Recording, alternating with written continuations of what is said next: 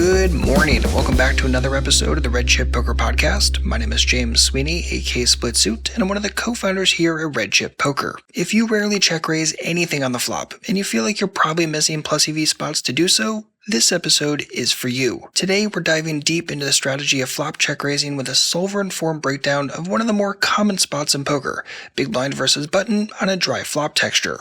And this isn't just a theory dump, it's a strategic cross-section designed for any player aiming to sharpen their intuition and decision-making when check raising. We'll be talking frequencies, combos, equity mapping, and the real reason why polarized might be the wrong way to describe this play. With that said, here's Coach Weasel to break it all down. Enjoy. What is up, guys? Welcome to the Red Chip Poker Podcast. The title of this episode is Check Raise Cross-Section. So we're going to be doing something a little bit more strategic in this episode. We're going to be considering solver output for a fairly common situation, which is we face a continuation bet out of position and decide to check raise against that continuation bet. We're going to discuss, in theory, what that check raising range should look like and which types of hands that it will include. I will be referencing solver output, but the idea behind this episode is you don't really need to see anything. This is a podcast episode. So we'll reference solver output, but we're going to do so in a way where you can just listen and you should be able to get some strategic takeaways. If we think about other competitive games like chess, this is something that high-level players will do all of the time, which is they will analyze a certain situation, but they won't even have the board in front of them. They have every single square memorized, where all of the pieces are. They're able to think strategically just from an image that's created in their mind. For poker players, it's arguably easier. We simply need to remember a flop texture for the most part. The flop texture in our example is going to be a Jack 8-4 rainbow. And it's also helpful to keep in mind the basic action as well. In this case, button is going to open raise for 2.5 big blinds. We are going to defend out of the big blind. We'll face a half pot continuation bet on the flop. That's going to be 2.7 into a 5.5 big blind pot. And we check raise to 11 big blinds. The setup here is that it's a cash game, 100 big blind effective stack. But really what we're looking for here are slightly broader takeaways in terms of the types of hands that should be check raising. Because naturally, we're not always going to be playing on a Jack 8-4 rainbow. Sometimes the positions at the table are going to be different as well. In which case, the precise check raising range is also going to be different. But what we find is that the same categories of hands are typically represented in that check raising range. So let's consider what it looks like in our Jack 8-4 late position cash game example. Now, before we consider specific hand types that prefer to check raise, let's think about what it looks like across our entire range. So imagine that we have every holding in our range sorted by equity. Imagine all of those holdings in a line, starting with the highest equity holdings. They're going to be things like sets, all the way to the lowest equity holdings. Where would the check raising occur on that line? Starting with the absolute highest equity hands, there's going to be a decent amount of check raising. This is going to be things like sets, two pair, and some top pair combos. Depends on how strong they are. There's then going to be quite a bit of check raising that occurs towards the weaker equity hands on that line. However, the absolute weakest hands in that equity line do not check raise. So if we think about some of the worst possible hands in our range, for example, on a Jack 8-4, we have holdings in that big blind defending range like 5 deuce suited, for example. No backdoor flush draw, really doesn't connect with anything. Equity is going to be around 16% against our opponent's range, as an example. These are the absolute worst holdings in our range, and theory says that we should nearly always just fold the weakest hands in our range. There's no point continuing with those. So they're definitely not check raise candidates because they're not even candidates for continuing against our opponent's half pot bet.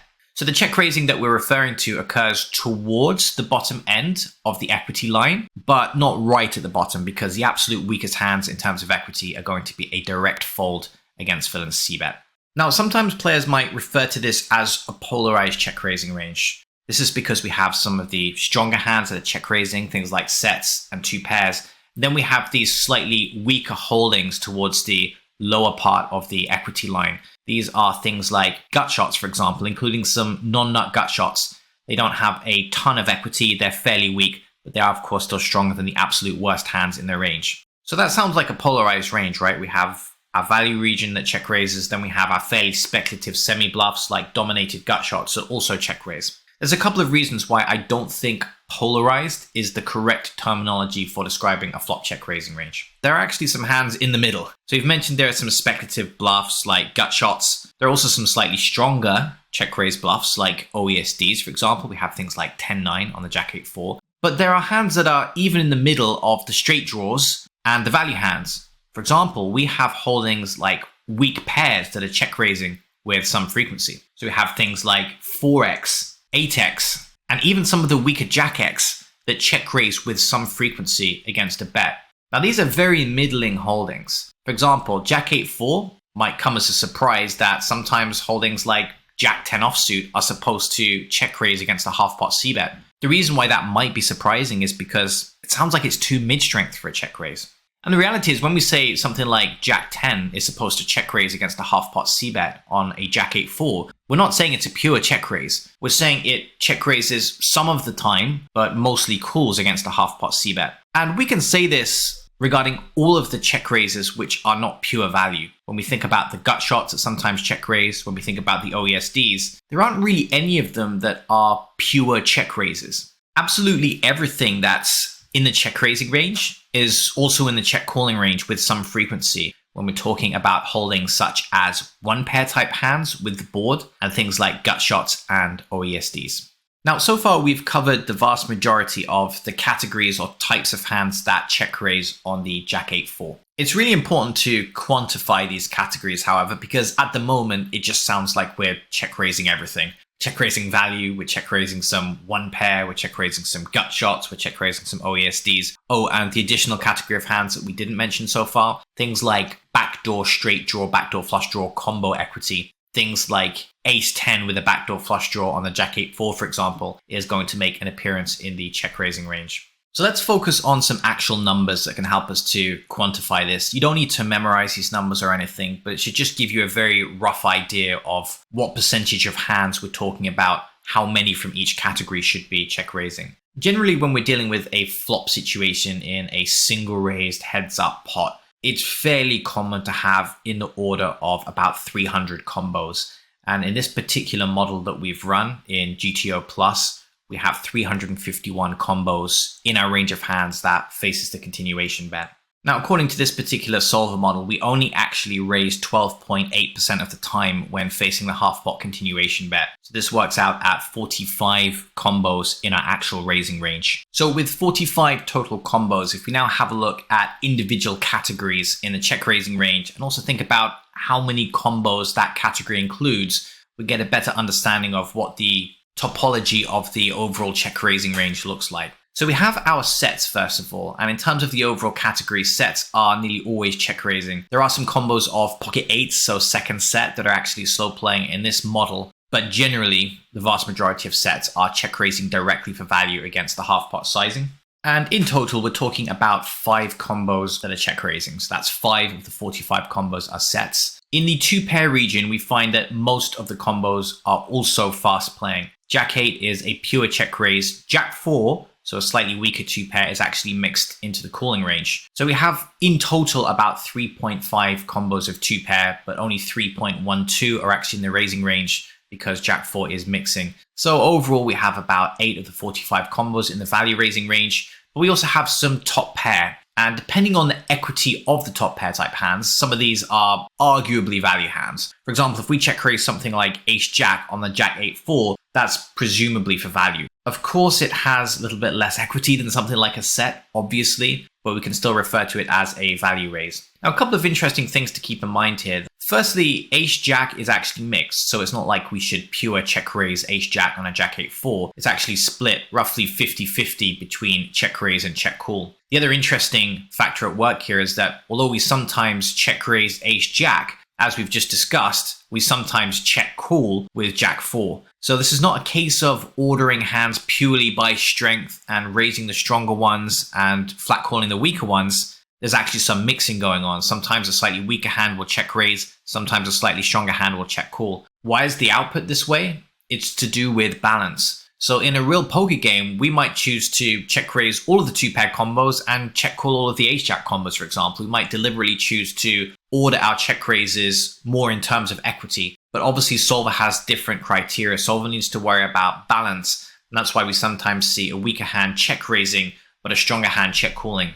Once we delve deeper into the Jack X type hands, we find that there are some fairly weak check raises with Jack X. For example, I mentioned holdings like Jack 10, even Jack 7 sometimes check raises, Jack 6 on the Jack 8-4. Now these are very, very low frequency. So while holdings like Ace Jack and even King Jack are close to 50-50 mix between check call and check raise, something like Jack 9, for example, is overwhelmingly check call with very, very occasional check raise. So it's probably more accurate to think about something like Jack 9 on the Jack 8-4 as a semi-bluff. We're not really expecting our Jack 9 to be good that often, although it will sometimes be good, but it also has some backdoor equity with the 9 as well to make a straight. The easiest way of thinking about this is we should sometimes use one pair type hands as semi-bluffs, even if they don't necessarily have great equity when cooled. But the frequency of this is extremely low. These are overwhelmingly check calls rather than check raises. Now, in terms of the overall width of the top pair category, there are actually 50 combos of top pair across our entire range, but only 8 of them make the check raise. And of those 8 combos, the majority of them are actually the stronger Jack X type hands rather than the weaker Jack X like Jack 9, Jack 7, Jack 6, etc. So if we approximate that as the value range, and there are clearly some semi-bluffs in there, so far we have about 16 combos that we've check raised for value. So it is a little bit generous to describe all 16 combos as value raises, because remember that does include things like Jack 9, which is obviously very weak, and Jack 6. But it does give us a rough idea of the overall landscape here. We know that we have about 45 combos in our check raising range, and about 16 of them we could describe as value hands at stretch for some of them. But let's just simplify that, describe 16 combos as value. That works out to about 35% of the range. In other words, a third of that check raising range could arguably be described as a value hand. So the other 2/3 are very clearly in the semi-bluff category. So simple takeaway in theory is that we should actually have a weak holding the majority of the time when we check raise. Now, that's not necessarily a correct sentence, because should we describe something like an OESD as weak? It's not really weak. It actually has a lot of potential to improve to the nuts, but it is at least semi-bluff, whereas something like Ace Jack is not. So you can see in terms of value raises, about 1/3 of the range. In terms of semi-bluffs, about 2/3 of the range, but keep in mind some of those semi-bluffs are pretty strong because they're going to be things like the nut OESD. Now, moving on to the middle pair category, we really don't have a lot of check raising in that range. Just to put this into perspective, we have about 36.9 combos of middle pair. So that's going to be 8x on the Jack 8-4, but only 1.28 combos are actually in the check raising range. Very, very small fraction of the range. And that check raising seems to be weighted towards the weaker 8x. In other words, something like Ace 8 basically never check raises or at a very, very low frequency, whereas something like 6-8 with a backdoor flush draw check raises a bit more aggressively, but still check calls the overwhelming majority of the time. Moving on to the weak pair category, we have holdings that are pair with the board, so 4x. Very, very similar story here. There is some percentage of check raising that goes on, but across the overall category, these hands mostly either check call, or when we get into the territory of pocket pairs, sometimes check fold. So something like pocket 3s on the Jack 8-4 is very weak and cannot check raise, but we do occasionally see check raising with stuff like 4-3 with a backdoor flush draw, for example. And even if we had a holding without the backdoor flush draw, if we had something like 10-4, does of course have a backdoor straight draw, this all helps, but we don't have to have the backdoor flush draw basically. Either way, not really a lot of check raising going on here. Once again, if we think about the overall category of weak pair, so that includes things like 4x and pocket pairs below 8x as a rough guide, we have 54.4 combos according to the solver, but only 3.2 combos find their way into the check raising range. So although there are these middling holdings in the range, we describe them middling because in terms of equity, they are stronger than something like an OESD, but they're clearly weaker than the value region. There's some check raising, but it's really not a high frequency part of our strategy. So it's just a case of knowing that these hands exist, but not really putting too much emphasis on them. If, for example, you never check raise an 8x or 4x on a Jack 8-4, technically you wouldn't be playing GTO, but I'm sure you'd get away with it. It's not really a high frequency part of our strategy. Now, when we get into the highest frequency of check raises is when we get to the OESD and gutshot section. Now, as it happens, there are a lot more gutshots and OESDs than on Jack 8-4, because in terms of the OESDs, it's really just 10-9, whereas with the gutshots, we have Queen 10, Queen 9, 10-7, 9-7, 7-6, 7-5, 6-5 on the Jack 8-4 texture. So we have lots of different gutshots.